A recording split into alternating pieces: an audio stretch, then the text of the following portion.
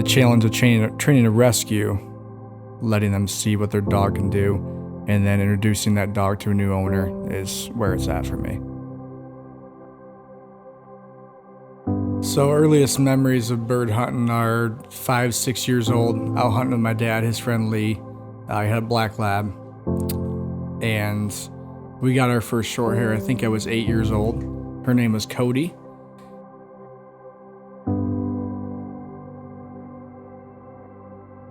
Had her until I went to college, and then I got out of bird hunting for a while, worked on a career, bought our house out in the country, and then got right back into bird hunting. So Nitro I got as soon as we moved back to the country. He was the first rescue I got. I didn't get him as a puppy. He was 2 years old when I got him. Trained him myself here at Haymarsh.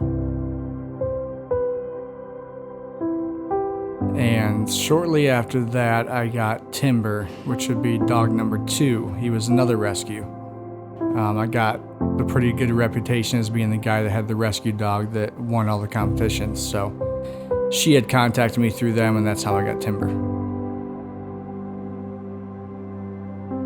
I had the idea that there was more dogs out there like Nitro, like Timber, and thought, what if I could do the same thing with those dogs I did with my own dogs?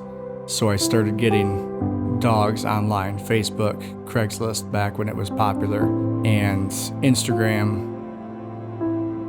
And I think Gunner was my first dog I got after Timber.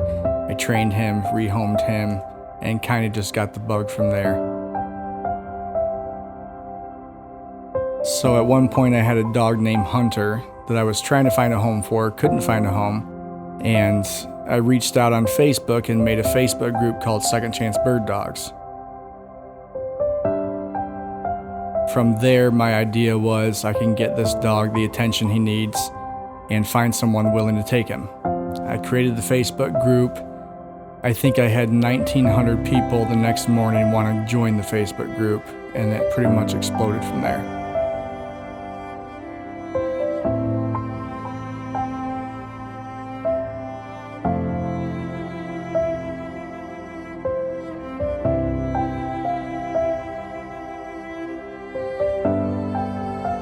So the Facebook group took off, and the one thing I never saw coming was people wanted me to take their own dogs and train them. So I started taking in dogs and training them and rehoming them for people that needed the service done.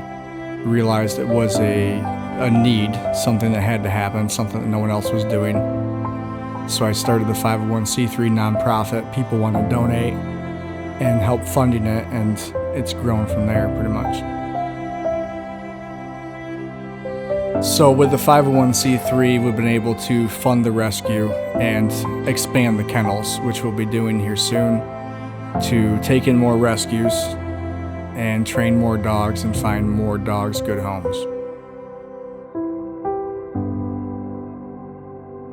And then being able to help people through that process of rehoming their dog, letting them see what their dog can do, and then introducing that dog to a new owner is where it's at for me.